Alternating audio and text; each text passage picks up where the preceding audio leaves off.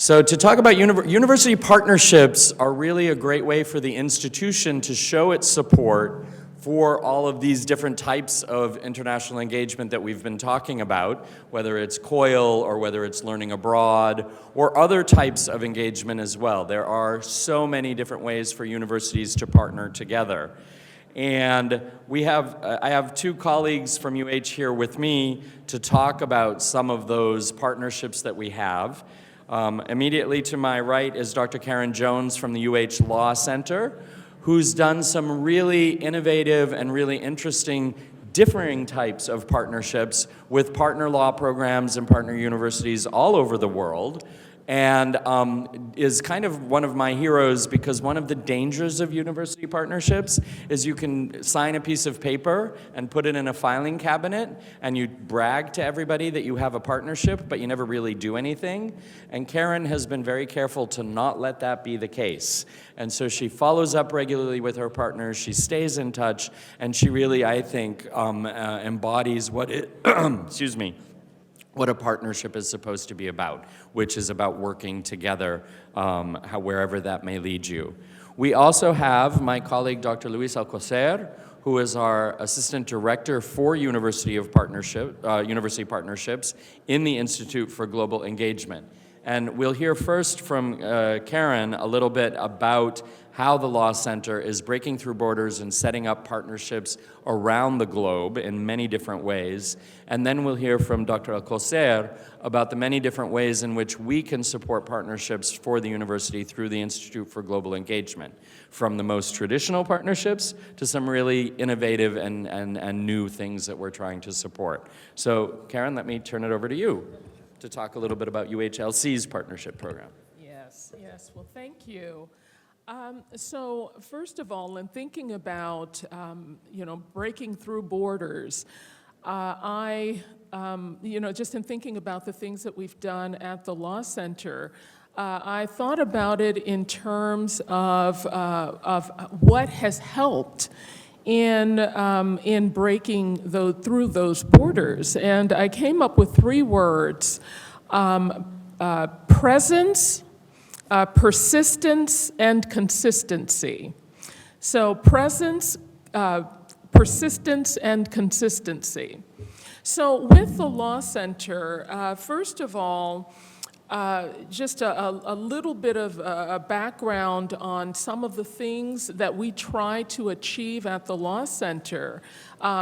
So I have been in my position as Executive Director of Global and Graduate Programs for the Law Center for about 5.5 years. So I started around 2019. I started the spring of 2019. And so the Law Center had some engagements internationally, mostly some connections with Mexico and South America, primarily. And actually, even before I started, there was a professor there, Professor Zamora, that had done a lot of work in engaging, especially with Mexico. And engaging with the Mexican Foreign Ministry, universities in Mexico. Unfortunately, Professor Zamora passed away in 2017. And at that point, that ended up leaving a really big deficit because he had developed so many great relationships that were personal relationships, really, that he had expanded to the Law Center. And so that really left, like I said, a deficit, a hole. And so in 2018, at the Law Center, the dean and the director of U.S. and Mexican Law Center, they started reaching out a little bit in Mexico to try to regain some of those relationships. But it was okay. But one of the universities that we had a really good relationship with in the years previous to that was La Salle University, or Universidad La Salle. And with that university, in reestablishing the relationship or trying to reestablish a relationship, that seemed like a good place for me to start when I started at University of Houston at the Law Center in 2019.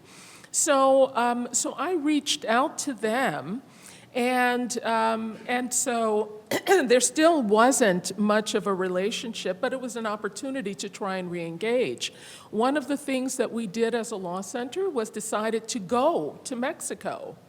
To restart the trips to Mexico. So the dean, director of U.S. and Mexican Law Center, and myself, we went to Mexico and visited these with LaSalle and a bunch of other entities and schools there, but LaSalle was one of them. So that's the presence, actually going there and being there.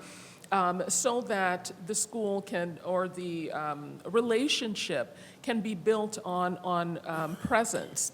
And then, so after that, one of the things that I try to make sure that I do in any opportunities to build or rebuild relationships is persistence. So if somebody sends me an email, you're going to get it right back. I'm going to respond quickly. I'm going to follow up, because then it shows that this is somebody that really wants to engage.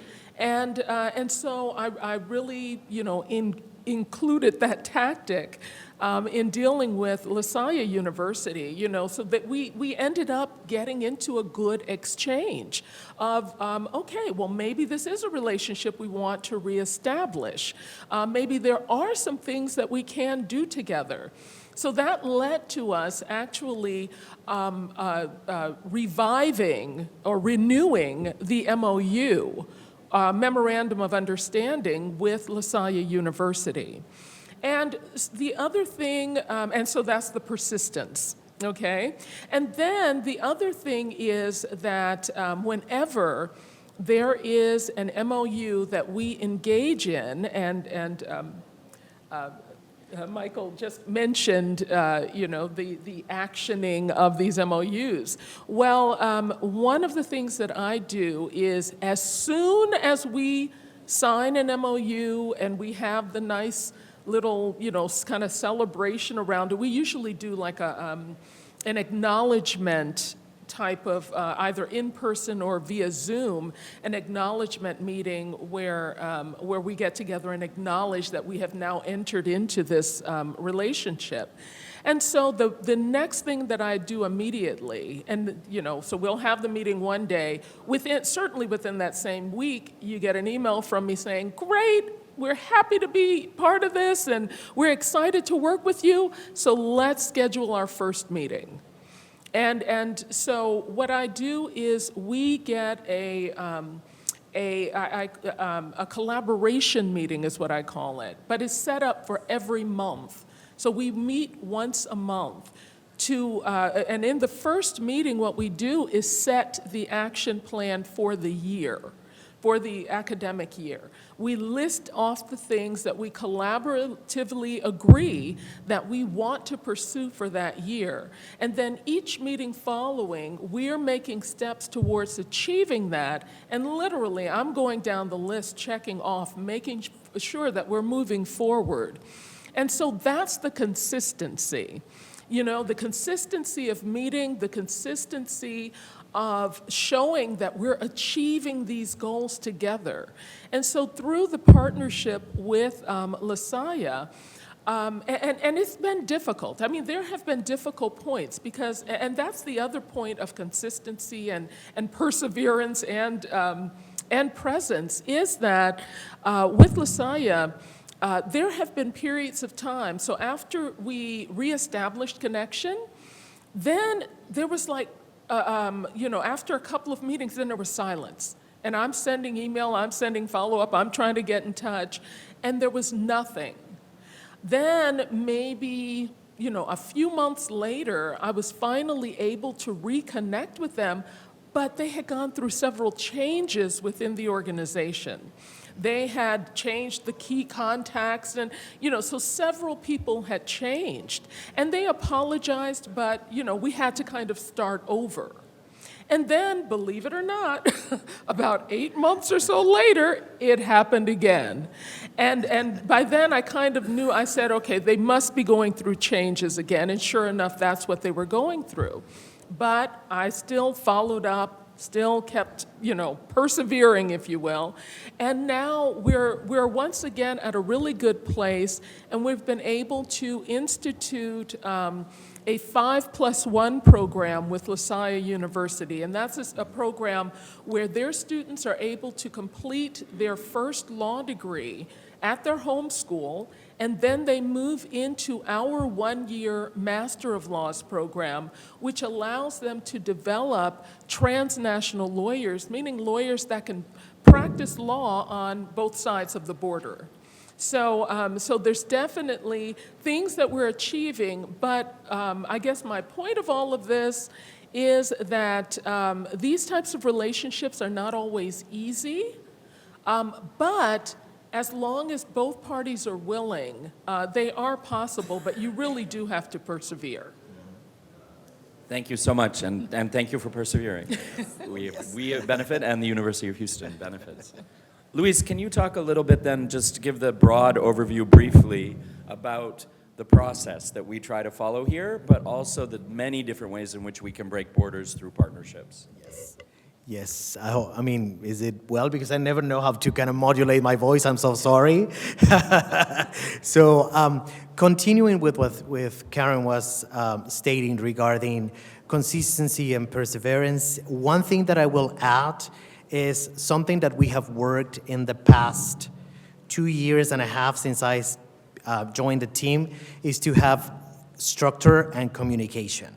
And to reinforce what Karen was saying is that developing partnerships require a lot of external communication, but also internal communication. We were just talking briefly before how I break borders. And more than borders, I would say that I affect or impact more internal thinking schemes. Basically because we all are under certain circumstances or under certain philosophical foundations, and it's important for developing these partnerships to be aware that there are other philosophical foundations in other places, and we're working together in order to achieve something that is for the benefits of both. So we rely a lot in the similarities. We rely a lot on the things that we can easily connect, and we find ways to navigate our differences. First one is to make sure that we both, to formalize a partnership, need a document. And that document will go into into the reviews of the legal departments, and it might be fast or it may not. And because of this, we also rely a lot in our champions. So Karen is one of our champions, and I see a couple more here. And thank you very much. And which means that we are following through, and our champions are also following. We are following together, and our contact in the other universities working together. We're working together. So we're supporting that in order to formalize the things that we're doing, to show proof that the conversations are happening and that this document will also be linked to other projects. Once we have the general conversation formalized to a memorandum of understanding, which is the general one, we can start developing specific agreements that will also lead to more identifiable outcomes. And the outcomes may be hosting someone from France who is going to teach here, as we have one here right now, so thank you, Stanislav, here. Hosting people to do research in a lab or in a project with a UH professor, sending our students somewhere else, sending our students to Amsterdam for doing a visit, like the College of Nursing, it's also working on, thank you, Dean Todd. Also, connecting this with COIL projects. Now we have the COIL project that Professor Gregorian was speaking before, and now we have a partnership with your Evans State University that we have something solid that we're pursuing. So this is the share ownership. We don't create things that are going to be hidden in a paper, and it's just for a picture, and that's it. It's just to report that we're doing things. We want to keep things alive, and that's what we're doing here. One thing that I'm always excited about is that I love stories, and every single partnerships comes from one story that starts with a single conversation of, what about if we try something? So don't be afraid to explore things that you really wanted to try. One thing that I'm aiming and I'm looking forward to implement here and to develop here are non-traditional partnerships. Most of the things that I have spoken right now are considered really non-traditional.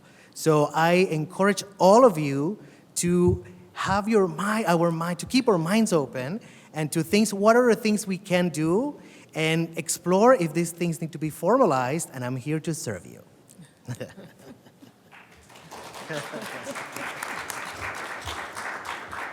Thank you both so much for sharing that. Let me now invite everybody to please go ahead and corner either Dr. Alcocer or Dr. Jones to talk about partnerships, to hear how to best move forward with partnerships or how you might grow partnerships. One of the things that we're working on is to try to take partnerships that start in one corner of the university and build them across the university so that we can draw from the entire strength of the University of Houston to meet up with the strengths of all of the different strengths of the different partner institutions that we have. But often it needs a little spark, and that spark can come from the law center, from the nursing school, from the language programs, from any part of campus, and then we can really make it reach out to include all of us at UH. So please feel free to talk to them. As we said earlier, as my colleagues have said, there are some great examples of some of the different types of programs that are going on around the room today. So take another 5-10 minutes to do that, and then we will move to our final presentation of the day to talk about a wonderful and exciting architecture program in Japan. So for now, take another 5 or 10 minute tour around the room, visit with each other, and then we'll do our last panel. Thank you.